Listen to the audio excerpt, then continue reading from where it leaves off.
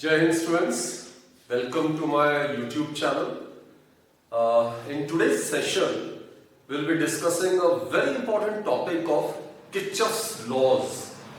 These are basically two rules which are collectively known as Kirchhoff's laws. Obviously, these are the two rules which were given by Kirchhoff. First rule is known as the junction rule, while the second rule is known as the loop rule. And as the term suggests, the second rule, that is loop rule, it is applicable for closed part of an electrical network. Right, students? And one more thing, we have studied Ohm's law. Now, Ohm's law can be applied in the circuits which are quite simple, involving only one source of EMF. There, in case out of three quantities, if two are known, then the third one can be easily determined by using Ohm's law, right? But in complicated circuits involving more than two or more sources of EMF connected in correct manner or wrong manner, right? Sending currents in the same direction or maybe sending current in the opposite direction. In such scenario, those circuits are known as complicated circuits.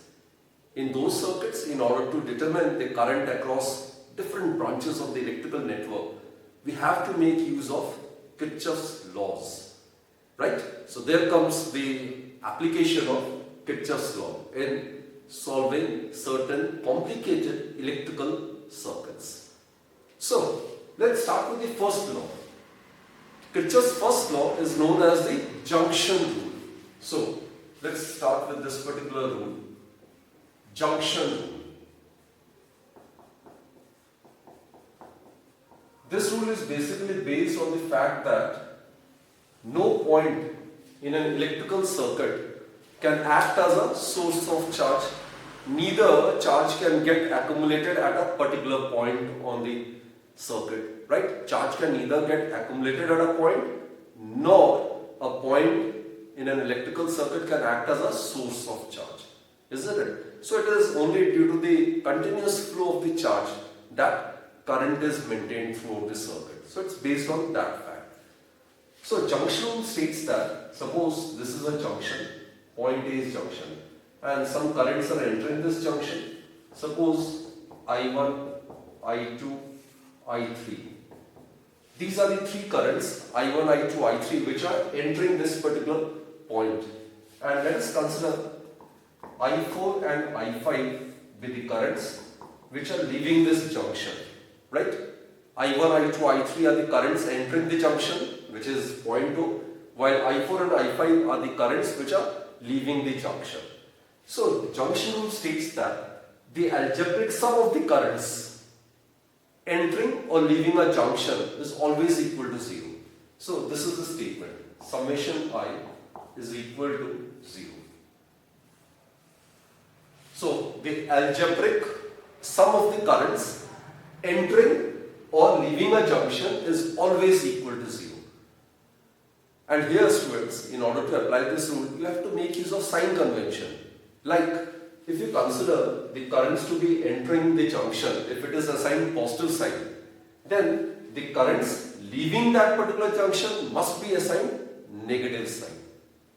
Right, students? So what you get is, if we apply junction rule over here, what you get is, I1, I2, I3 are the currents entering this junction. So as per the sign convention, I1, I2, I3 are to be assigned positive sign. So what you get is plus I1, plus I2, plus I3, plus I4 and I5. These are the currents leaving this junction. And as per the sign convention, it has to be assigned negative sign. So what you get is minus I4 plus minus I5. This is the algebraic sum of the currents entering or leaving the junction. It must be equal to 0. Clear? So, you can rearrange the terms in this particular manner as well. I1 plus I2 plus I3, it may be written as I4 plus I5. This is the sum of the current entering the junction. This is sum of the currents entering the junction. Sum of the currents entering the junction. And this is, student, sum of the currents I4 plus I5, it is the sum of the currents leaving the junction. So, junction rule can be stated in this alternative manner as well. So, as per the junction rule, which is Kirchhoff's first law, it states that the sum of the currents entering a junction is always equal to the sum of the currents leaving that particular junction. So, it is based on the fact that no point in an electrical circuit can act as a source of charge, nor charge can get accumulated at a particular point in an electric circuit. So, this is junction rule. Algebraic sum of the currents entering or leaving the junction is always 0. So, if the currents entering the junction are assigned positive sign, then the currents leaving that junction must be assigned negative sign. And using this concept, you can also alternatively state junction rule as this particular manner. Sum of the currents entering a junction must be exactly equal to the sum of the currents leaving that junction. Right? Let's discuss a simple example. Suppose this is junction A and this is 2 ampere, this is 3 ampere, this is 1 ampere, and let us consider this to be 2.5 ampere. Then what will be the current over here? Right? So this is a junction. And what is the sum of the current entering this junction? 2 plus 3 plus 1. That is 5 ampere current, 6 ampere current is entering this junction. So the same amount of current must leave that junction as well. So here it must be 3.5 ampere. So that the sum of the current entering the junction is 3 plus 2 plus 1, that is 6 ampere. And the sum of the current leaving the junction is 2.5 plus 3.5, that is again 6 ampere. Is it clear, students? So it is based on basically the law of conservation of charge, isn't it? So now let's proceed towards the second rule, which is known as the loop rule. Now students, as the term suggests, loop rule, it is applicable for any closed part of an electrical network. It is applicable for any closed part of an electrical network, right? This is a very, very important rule actually. We'll practice sufficiently so as to make you understand the application of this particular rule, right? So, in any closed part of an electrical network, the algebraic sum of the EMFs, this is the algebraic sum of the EMF, summation of E stands for the EMF. The algebraic sum of the EMFs is equal to the algebraic sum of the products of the resistances and the currents flowing through them. Actually, it clearly suggests that summation E means E1 plus E2 and so on. It should be equal to summation of IR, that is I1R1 plus I2R2 plus and so on, right? Obviously, we have to make use of sign convention. When EMF is assigned positive sign, when the EMF of the cell is assigned negative sign, that we will discuss. But first, let's concentrate on this statement. It's nothing new basically. So, loop rule, it is applicable for any closed part of an electrical network. It is basically based on the law of conservation of energy only. So, this loop rule states that in any closed part of an electrical network, the algebraic sum of the EMFs is equal to the sum of the products of the resistances and the currents flowing through them. That is, summation E is equal to summation IR. Clear, students? Now the point to be noted is that when we use algebraic sum, there you have to make use of sign convention. Now, if the loop under consideration is measured in a particular direction, either clockwise or anti-clockwise. So suppose the cell sends current in a direction in which the loop is measured, then the EMF of that cell is to be assigned positive sign, or else it is to be assigned negative sign. For current, students, if the current is flowing in the same direction as that of the measurement of the loop, then the current is to be assigned positive sign. And if the current is flowing in a direction opposite to which the loop is measured, then the current is to be assigned negative sign. So these sign conventions will be pretty clear once we take several examples, right? So in order to understand this loop rule, first and foremost, let's consider a complicated circuit, right? Suppose this is the circuit we are considering. Let us consider this to be a circuit. And we are assuming a circuit which consists of more than one source of EMF. More than one source of EMF.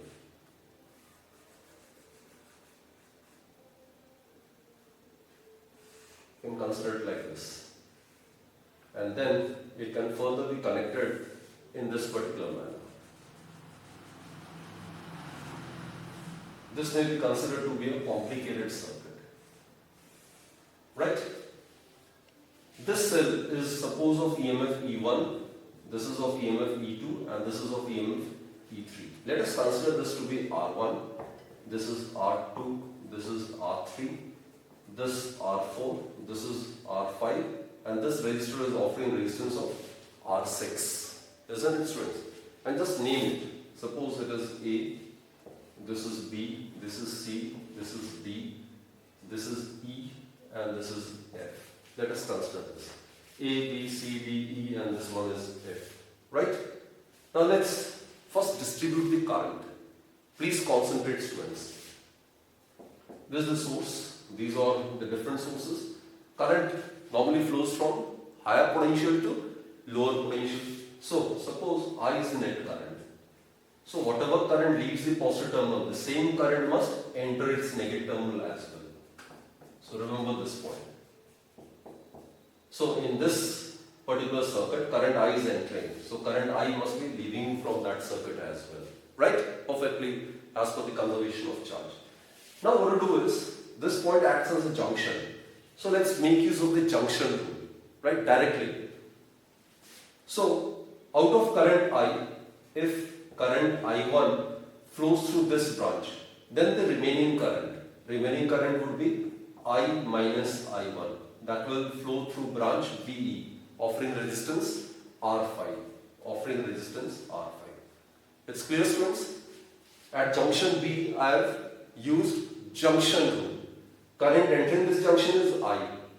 Current leaving this junction is this plus this. I1 plus I minus I1, which will again give I. At any junction, when you apply junction rule, it must be valid. Then the current distribution in the circuit must be perfectly correct. Clear, students? Okay. Now again, this is a cell. Suppose I2 current leaves its positive terminal, so the same current, I2 current, must enter its negative terminal, isn't it? Now at this junction, current I1 is coming and current I2 is entering this junction. So the current leaving from this junction must be I1 plus I2. Again at point C, I have made use of junction rule. I1 and I2, these are the two currents entering this junction. So the sum of the current leaving the junction, that is I1 plus I2, must be equal to the sum of the currents entering this junction. It is perfectly valid at point C, right? Okay. Now over here, this is I minus I1. Out of current I minus I1, I2 current goes along this branch. So what is the current left? It is I minus I1 minus I2. So the current left is I minus I1 minus I2. This is the current entering this junction and these are the two currents leaving this junction. So add these two, you should get this current. Then your current distribution is perfectly correct, right? So these are the two currents entering junction D. So they should combine together to produce net current I. You can check it. This is I1 plus I2 and it is I minus I1 minus I2. I1 minus I1 plus I2 minus I2 get cancelled. So we'll be left with current I only. So students, applying junction rule is very simple, right? Some of the currents entering a junction must be exactly equal to the sum of the currents leaving it. So point B, point C, point D, point E, these all are the junctions. So apply junction rule and check whether it is valid or not. If it is satisfying, it means that the current distribution which you have done in the circuit is correct. Okay. So junction rule is applied. Now let's apply loop rule. There are various loops in this circuit, right? We can consider BCEB. This is one of the loop. BCEB. This is one of the loop. We can consider CDEC. This is another loop. We can consider BCDEB. This is another loop. We can consider the bigger loop A, B, C, D, F, A.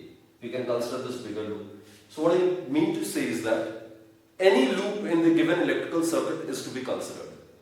Loop is any closed part of an electrical network. That is a loop.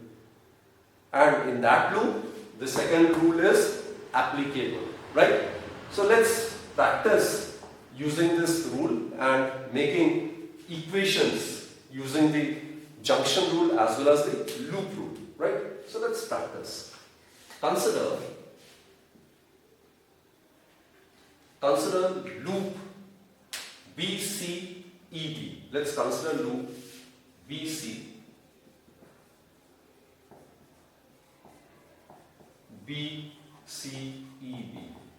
Now student, always write the loop in an order in which the loop is measured along the direction of measurement of the loop. BCEB, BCEB. So it means that we are measuring the loop along this direction. We are measuring the loop in the clockwise direction. Right, students? So in this case I have stated the loop is measured in the clockwise direction. So if this cell sends current in a direction opposite to which the loop is measured, then the EMF of that cell is to be assigned negative sign. And if in that loop the cell tends to send current in the direction same as that of the measurement of the loop, then the EMF of that cell is to be assigned positive sign. Right? So in this loop BCEB, we are measuring the loop in the clockwise direction. So in this loop BCEB, consider only this closed part. You can avoid the other part. We are no concern of other part, right? So let's consider only this part, BCEB. So in this entire closed part, there is only one EMF and that is E2. So summation E2. This is E2. Only EMF E2 is involved. Now regarding its sign convention, cell, when it is independent, when it acts as a source, then it always sends current from positive terminal and it enters the negative terminal, right? So this cell will be sending current in the same direction as that is the direction opposite to which the loop is measured. Students, here I have considered the loop to be measured in the direction BCEB, that is in the clockwise direction. But in this case, the cell will send current in a direction opposite to the direction of the measurement of the loop, right? So it is to be assigned negative sign. So in the left hand side, since there are no other EMFs, only E2 is to be involved in the equation. Now consider right hand side. Let's start from here. BCEB. Now over here, across resistor R2, current I1 is flowing in the same direction as that of the measurement of the loop, that is in the clockwise direction. So this current is to be assigned positive sign. So plus I1 R2, right? Plus this one. We are considering this loop. Here current is flowing, I2 is flowing in a direction opposite to which the loop is measured. Loop is measured in the clockwise direction, while I2 is flowing in the anti-clockwise, opposite direction. So here it is to be assigned negative sign, minus I2 into R6. Clear, students? So we have covered this part and this part of the network. This part is left. Again this part, we are measuring the loop in the clockwise direction and here current is flowing in the anti-clockwise direction. So here it will be minus I minus I1 multiplied by resistance, that is R5. So student, this is the equation. I must again repeat the sign convention, right? The statement of the loop rule is that the algebraic sum of the EMFs in any closed part of an electrical network it should be equal to the sum of the products of the resistances and the currents flowing through them, right? And what is the sign convention used? You have to consider the closed part of the loop in a particular direction, either clockwise or anti-clockwise. Suppose loop is measured in the clockwise direction. In that case, if the cell tends to send current in an anti-clockwise direction, then the EMF of the cell is to be assigned negative sign. And if the cell tends to send current in the clockwise direction, then it is to be assigned positive sign. Now, how to apply the sign convention in the case of current? If the current in the closed loop is flowing in the same direction as that of the measurement of the loop, which in this case is clockwise, then the current is to be assigned positive sign. And if the current flows in a direction opposite to which the loop is measured, then the current is to be assigned negative sign, right? So here, let me condense this equation once again. We are dealing with this loop, B, C, E, B. I have written the loop in such an order so as to understand that the loop is measured in the clockwise direction, B, C, E, B. So I am measuring the loop in the clockwise direction. Now left hand side, algebraic sum of the EMFs. Only EMF in this closed part is E2. Now this cell, if independent, it will be sending current in the opposite direction. Always the current flows from higher potential to lower potential. Current leaves the positive terminal and it enters the negative terminal for an independent cell. So it will send current along this direction, but the loop is measured in the opposite direction. So this EMF is to be assigned negative sign. And only EMF in the closed part is E2. Now consider summation IR, right hand side. So let's start from here, B, C, E, B. So this is I1, R2. In this case, I1 is flowing in the same direction as that of the measurement of the loop, which is clockwise. So it is to be assigned positive sign. Here in the branch CE, the current is flowing in the opposite direction as that of the measurement of the loop. Therefore, I2 is assigned negative sign. Lastly, in this branch EB, here again loop is measured along this direction, but the current is flowing in the opposite direction. So again, current I minus I1 is assigned negative sign. So the algebraic sum of the EMFs is equal to the sum of the products of the resistances and the currents flowing through them. So that's loop rule. Right, students? Let's practice to construct some more equations. Now consider loop. I think let's consider this one. E, C, D, E. Right? E, C, D, E. I am considering this loop, students. E, C, D, E. So I am considering the loop along this direction. So, while constructing the equation, please do keep this in your mind that only that part of the closed network is to be considered. The rest of the part of the network is not to be considered, right? In this case, we are considering ECDE. ECDE. This is the part of the network which we are considering. It's a closed loop, so loop rule is applicable. So, how many EMFs are there in this loop? We are starting from here, CDEC, right? Or ECDE, this one, in the clockwise direction. So, how many EMFs are there? E2 as well as E3. So, E2. Let's see whether it is to be assigned positive sign or negative sign. Now, loop is measured in the clockwise direction, ECD. This cell will tend to send the current from the positive terminal to negative terminal, obviously. So, it will be sending current in the same direction as that of the measurement of the loop. So, it will be assigned positive sign. Plus E3. Now, look, it will send current along this direction because current is from positive terminal to negative terminal, right? So, if it is independent, it will send current along this direction against the direction of the measurement of the loop. Loop is measured in the clockwise direction while the current sent by the cell would be in the anti-clockwise direction. So this EMF is to be taken as negative. So left hand side, it is the algebraic sum of the EMFs in any closed part of an electrical network. It is assigned positive sign E2 because this cell will be sending current in a direction along the measurement of the loop. This cell, its EMF is assigned negative sign because this cell tends to send the current in a direction opposite to which the loop is measured, right? So left hand side is over. Now right hand side. Let's start from this ECDE. So I2 is flowing along EC, along the direction of measurement of the loop. So it is to be taken as positive. So I2 into R6 plus, again in the branch CD, the loop is measured in the same direction as that of the direction of flow of current. So I1 plus I2 is to be taken positive. So I1 plus I2 is to be taken as positive, right? And third part is left. Now over here, the loop is measured along this direction, but the current is flowing in the opposite direction. So here, net current is to be taken as negative. So minus I minus I1 minus I2. This is the current flowing through resistor R4 multiplied by R4. So this will be the other equation considering this loop ECDE. Clear, students? Okay. Let's construct one more equation. Consider loop BCDEB. Consider this particular loop BCDEB. I am considering this particular loop.